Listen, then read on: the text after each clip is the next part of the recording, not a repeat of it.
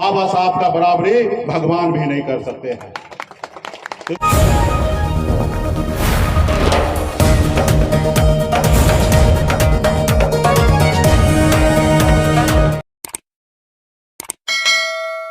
साथियों, मेरी उम्र 42 साल है और 42 साल में 24 साल से मैं संघर्ष कर रहा हूं। ये मेरी कहानी है। मैं सबसे पहले बाबा साहब के बारे में मैं बताऊं।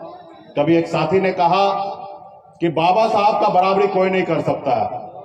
अरे भाई, कोई इंसान क्या, मैं तो भगवान अपने माता पिता को मानता हूं और मेरे माता पिता भी इनकी बराबरी नहीं कर सकते हैं, तो कह सकते हैं कि संसार में बाबा साहब का बराबरी भगवान भी नहीं कर सकते हैं। इसलिए साथियों, आप सभी को हिंदी दिवस के अवसर पे मैं कुछ बात आपको रखना चाहूंगा कि देश आजादी के बाद कुछ विद्वान ने, खास करके दलित भाई जो हमारे एससी हैं, उनसे पूछे कि ये आप बताओ कि अभी आजाद भारत आपके लिए अच्छा है या अंग्रेज का समय अच्छा था। तो उन्होंने कहा, गौर से सुनिएगा, कि अंग्रेज का जो समय था उससे पहले हम अति पिछड़ा ओबीसी आदि मानव थे, और जब अंग्रेज का समय आया तो हम थोड़ा मानव बने, क्योंकि हमें पढ़ने का अधिकार मिला, हमें बराबरी में बैठने का अधिकार मिला और हमें कपड़ा मिला। तो हम आदि मानव थे और आदि मानव से हम मानव की ओर बढ़े।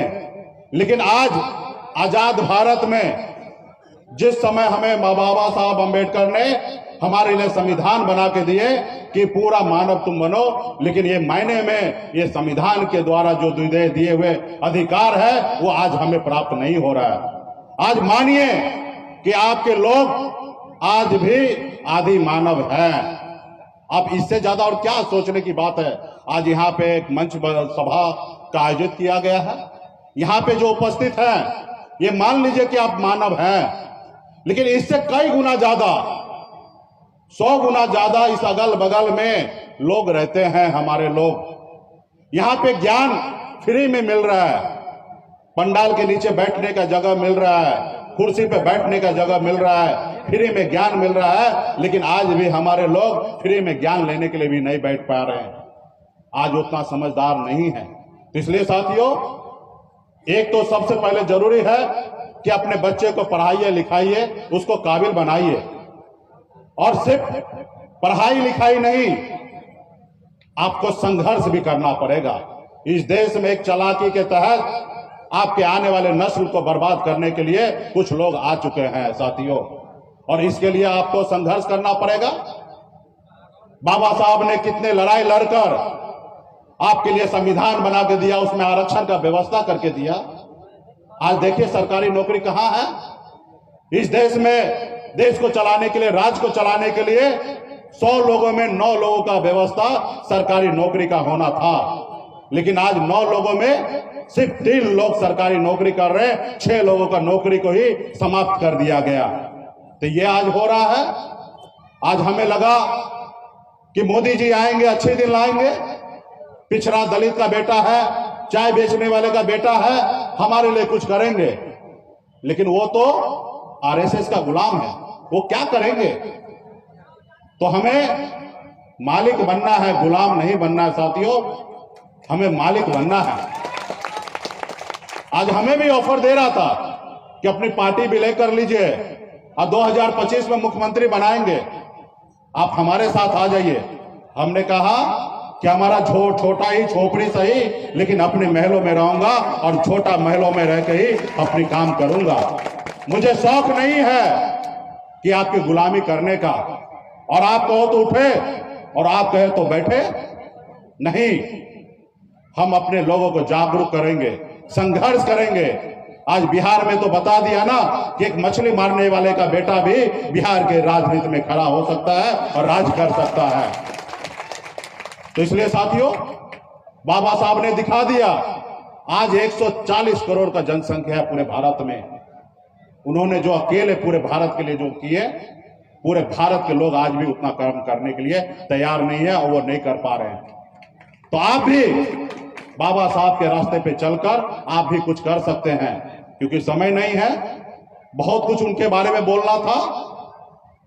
आपको एक तालाब में पानी पीने का इजाजत नहीं दिया जाता था, यह इजाजत बाबा साहब ने आपको दिया। एक कुआं में पानी पीने के लिए नहीं दिया जाता था साथियों। उन्होंने कितना संघर्ष किया, कितना मेहनत किया, तब जाके आज इस जगह पे आप खड़े हैं। और आपको हर मंच पे आपको राजनीति के तौर पे भी सोचना पड़ेगा। जब तक शासन प्रशासन सिस्टम सरकार में आप नहीं रहेंगे तो कुछ नहीं होने वाला साथियों। क्योंकि मैं सरकार में रह के आया हूं। हमारे विभाग में SC ST के लिए 15% बजट बनाया जाता था कि हम इनके उत्थान के लिए काम करेंगे। जब मैं विभाग में मंत्री बना तो 6 साल से ये 15% पैसा हर साल लैप्स हो जा रहा था, उस पर योजना नहीं चल रहा था हमारा। जबकि विभाग का सचिव हमारे SC से आते थे, उसके बाद भी योजना नहीं चल रहा था। हमने कहा भैया क्यों नहीं चल रहा है?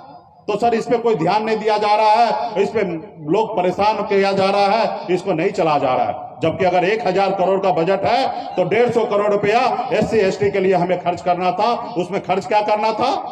गरीब माता बहन को बकरी पालन के लिए बकरी देना था, पशु पालन करने वाले माता बहन को उसको पशु पालने के लिए देना था, शुगर पालने वाले को शुगर पालने के लिए देना था। 150 करोड़ रुपया खर्च करना था हर साल, लेकिन 1 रुपया खर्च नहीं हो रहा था। क्यों नहीं खर्च हो रहा था?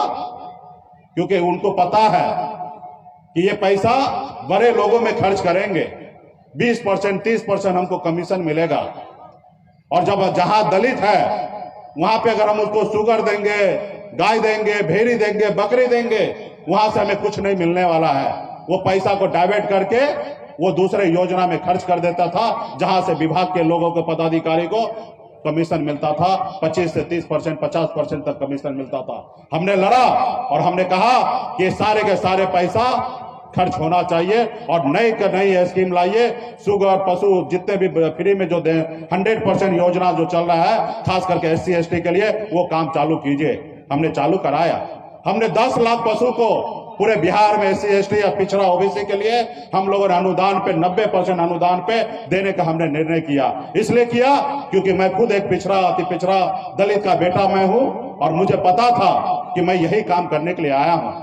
आज मैं मुंबई के बेहतर जिंदगी को छोड़कर, ऐशो आराम की जिंदगी को छोड़कर मैं बिहार आया हूं, तो एक ही मकसद है, हम अपने लोगों के लिए, हक अधिकार के लिए लड़ाई लड़ने के लिए आया हूं।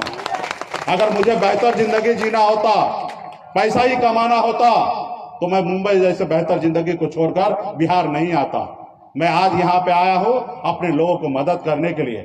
आज इसलिए आपके बीच में मैं आज संघर्ष करने के लिए उतरा हूं। और जब भी इतिहास गवाह है, जब भी पिछड़ा, अति पिछड़ा, OBC, दलित, जब भी समाज से कोई भी बेटा निकलेगा, उनको लोग परेशान करेंगे। हर कोई, आप देख लीजिए उदाहरण, आदरणीय श्री लालू प्रसाद यादव जी, अभी वर्तमान में मुख्यमंत्री नीतीश कुमार जी, आज इनको लोग क्या कह रहे हैं? पलटू राम। आप उनको चैन से काम करने नहीं दे रहे हैं, और जब उन्होंने सही निर्णय लिया तो आप इस तरीके का नाम दे रहे हैं। तो उन्होंने, आज मैं आपको कह सकता हूं, देखिए मेरी राजनीति अलग है, माननीय मुख्यमंत्री जी का राजनीति अलग है, आदरणीय श्री लालू प्रसाद जी का राजनीति अलग है। हम लोग एक पॉलिटिकल पार्टी चला रहे हैं, हमारी आपस में लड़ाई हो सकता है पावर में आने के लिए, लेकिन हम सब एक हैं। जब भी अगर जरूरी पड़े तो उनके साथ खड़ा हो जाइए भाई। बताइए, 2 महीना पहले, 1 महीना पहले भाजपा के साथ सरकार था तो बिहार में जंगल राज नहीं था, और भाजपा नहीं है तो आज बिहार में जंगल राज आ गया। भाई परिवर्तन क्या है? परिवर्तन क्या हुआ? 1 महीना पहले भी मुख्यमंत्री श्री नीतीश कुमार जी थे, आज भी मुख्यमंत्री श्री नीतीश कुमार जी हैं। नीतीश कुमार जी के मंत्रिमंडल में JDU के विधायक पहले भी मंत्री थे और आज भी मंत्री हैं। सिर्फ फर्क इतना ही है कि भाजपा का कुछ मंत्री पहले जो विधायक थे वो मंत्री थे, वो अग्निवीर के योजना के तहत अभी वो रिटायरमेंट ले लिए हैं। और आरजेडी के विधायक नई वैकेंसी के तहत वो आज बिहार में मंत्री बन गए। सिर्फ फर्क इतना ही है, मतलब एक नाखून इतना फर्क है। और बिहार में भाजपा का नेता का हर मुंह से सुनिए तो कहेगा कि जंगल राज आ गया। मैं तो भाजपा का नेता को हाथ जोड़ के विनती करता हूं, अरे भैया आपकी लड़ाई होगा नीतीश जी को हटा के सत्ता लेने का, वो आप लड़िए, अच्छा काम कीजिए, वो मिल जाएगा। लेकिन एक काम तो मत कीजिए कि बिहार को बदनाम करने का काम मत कीजिए। क्योंकि मैं जब मुंबई में रहता था तो लोग कहते थे कि सही में मुकेश जी आपके बिहार में जंगल राज है। बोला यार ऐसी तो कोई बात नहीं है, जब भी हम बिहार जाते हैं तो अच्छे से जाते हैं, ऐसी कोई बात नहीं है। तो आपके बिहार के बाहर आपका छवि खराब किया जा रहा है। और इसी का कारण 2005 के बाद जो भारत में दुनिया में एक विकसित हर राज्य विकसित होने लगा, उस समय में आपके बिहार में बड़े बड़े उद्योगपति नहीं आए। इसलिए नहीं आए क्योंकि बिहार को बदनाम करके लोगों ने रखा था। और आज भी लोग चाहते हैं कि बिहार को बदनाम करके रखें, पिछला राज्य बना के रखें, ताकि आज लोग क्या चाह रहे हैं, 5 किलो चावल को ही विकास मानने लगे हैं। आज आप लोगों के घर पर 5 किलो चावल मिल जा रहा है तो आपको लगता कि यही विकास है? आप बता दीजिए कि आज हमारा भारत कहां पहुंच गया है। आज हम कितना गरीब हो गए हैं कि हम 5 किलो चावल पे निर्भर हैं, 5 किलो चावल को ही विकास मान रहे हैं, अपने बच्चे के लिए नौकरी की बात नहीं कर रहे। तो साथियों, ये आपको गुलाम बनाया जा रहा है। आज हमें चावल नहीं चाहिए, हमारे बच्चे के लिए नौकरी चाहिए। इसके लिए आपको संघर्ष करना पड़ेगा साथियों। आज बड़ी चालाकी से, पहले तो संविधान में आरक्षण हमें क्यों मिला? आरक्षण हम गरीब है इसलिए आरक्षण हमें नहीं मिला।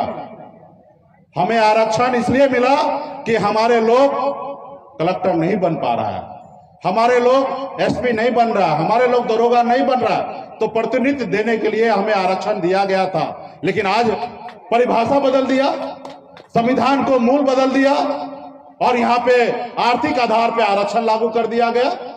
अरे भैया, हम विरोध नहीं करते हैं कि आर्थिक आधार पे स्वर्ण जाति को आरक्षण आपने दे दिया। हम भी मानते हैं कि देश में जो लोग गरीब है उसको सरकार से आरक्षण मिलना चाहिए, व्यवस्था मिलना चाहिए। लेकिन वो क्या, एससी एसटी ओबीसी का बच्चा कहां जाएगा? आप देश की जनगणना कीजिए, जिस जाति का जितना संख्या है उस जाति को उतना परसेंटेज नेतृत्व दे दीजिए। आप वो नहीं करेंगे। अरे भाई, हमें तो आरक्षण नहीं मिला है गरीबी के आधार पे। हमें तो आरक्षण अगर एससी एसटी को मिला है, ओबीसी को मिला है, तो नेतृत्व देने का आरक्षण मिला है, आर्थिक आधार पे आरक्षण नहीं मिला है। अगर आरक्षण देना है आर्थिक आधार ही सही, तो पूरा भारत को जनगणना कीजिए, हर जाति धर्म को गरीबी के आधार पे आरक्षण दीजिए। और ये भी आरक्षण क्या, महीने में 60,000 रुपया कमाने वाले को आरक्षण, और 3,000 रुपया 5,000 रुपया महीना कमाने वाला मछुआरा दिन भर मछली मारता है, 8,000 रुपया कमाने वाले को, साल महीने का कमाने वाला, और 12 महीने में 96,000 यानी कि 1 लाख रुपया नहीं कमाते हैं उनको आरक्षण नहीं मिलेगा। लेकिन जो 8 लाख कमाएंगे उनको आरक्षण मिलेगा। तो इसलिए साथियों, संघर्ष कीजिए। आज मैं भी संघर्ष करने के लिए उतरा, मेरे साथ भी बुरा हुआ, मेरी पार्टी को तोड़ दिया, मेरे विधायक को खरीद लिया। फिर भी मैंने कहा कि मैं लड़ूंगा।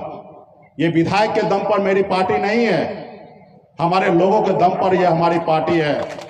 और हम लड़ेंगे और उस जगह पे पहुंचेंगे। और हम लड़ाई लड़ रहे हैं।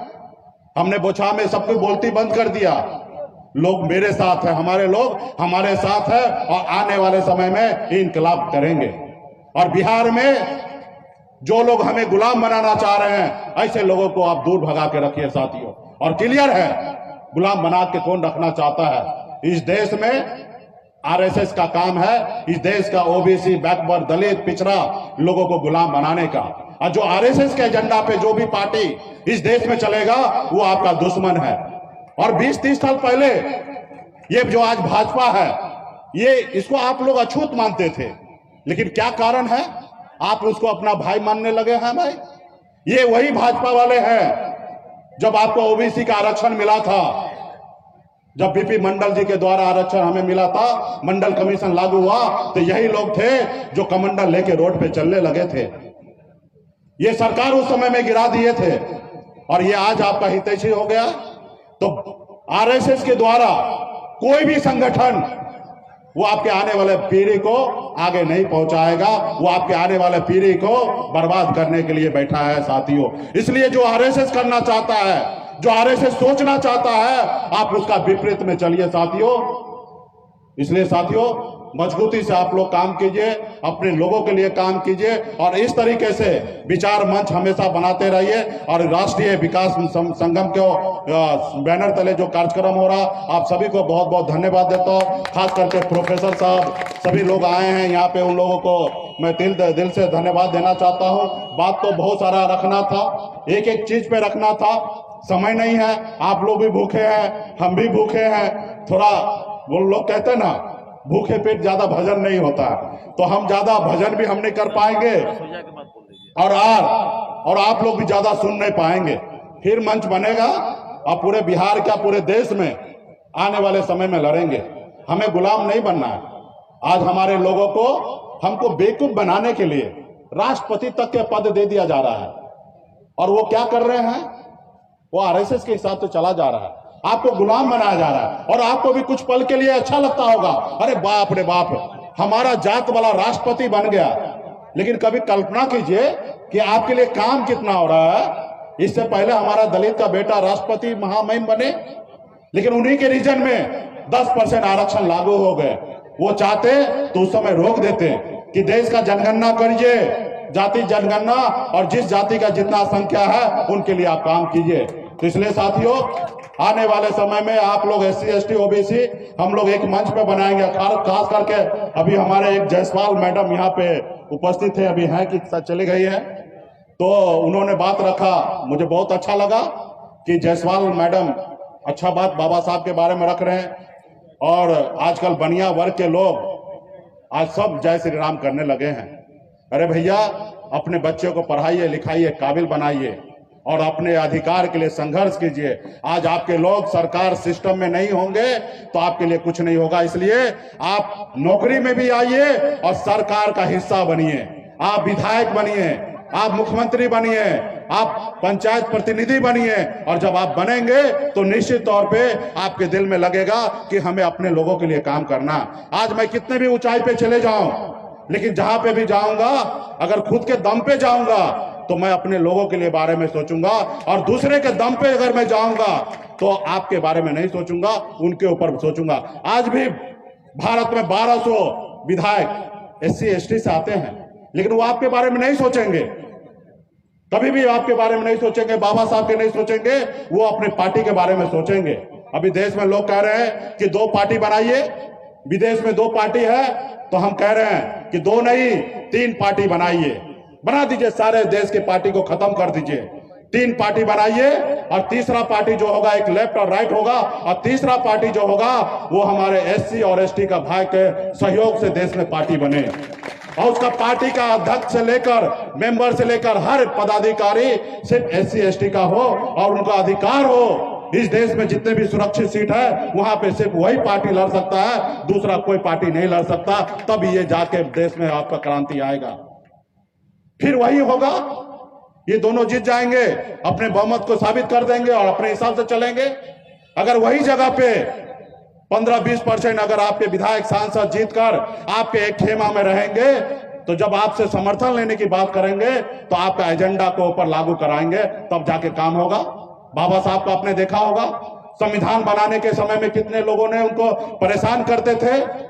हमारे जो आज के राष्ट्रपिता महात्मा गांधी जी थे, वो भी कहते थे कि नहीं, आप इन लोगों के कहने से चलिए, और नहीं सुनते थे तो अंबेडकर जी के सामने में महात्मा गांधी जी भी अनशन पे बैठ जाते थे कि आप इनकी बात सुनिए। लेकिन हमारे अंबेडकर जी ने अगर 10 बात उनका सुने तो 5 बात अपना भी मना के और आपके लिए बेहतर संविधान बना के दिया साथियों। तो आने वाले समय में हम लोगों को भी ये करना है। कभी मजबूरी हो सकता है किसी दुश्मन से हाथ मिलाने का। लेकिन याद रखिए, ये सन ऑफ मल्ला मुकेश सहनी जो है, किसी से भले हाथ मिला ले, गले मिला ले, लेकिन दिल जो है हमेशा आपके साथ रहेगा और दिमाग आपके साथ रहेगा। क्योंकि दुश्मन के साथ हम हाथ जरूर मिला सकते हैं, गले मिला सकते हैं, लेकिन दिल कभी नहीं मिलाएंगे साथियों, दिल कभी नहीं मिलाएंगे। बहुत बहुत धन्यवाद और तमाम हमारे युवा साथी को बहुत बहुत धन्यवाद। और मंच को संचालन कर रहे थे हमारे राम नरेश पंडित जी को आपको बहुत बहुत धन्यवाद कि आपने बहुत ही अच्छा मंच को संचालन किया है। लेकिन आपको टाइमिंग पे ध्यान रखना है भविष्य में, क्योंकि हमारे बहुत सारे वक्ता थे, वो बहुत अच्छा बात रखना था लेकिन वो रख नहीं पाए, तो इसलिए आगे से हम लोगों को ध्यान रखना है। बहुत बहुत धन्यवाद सभी साथी को।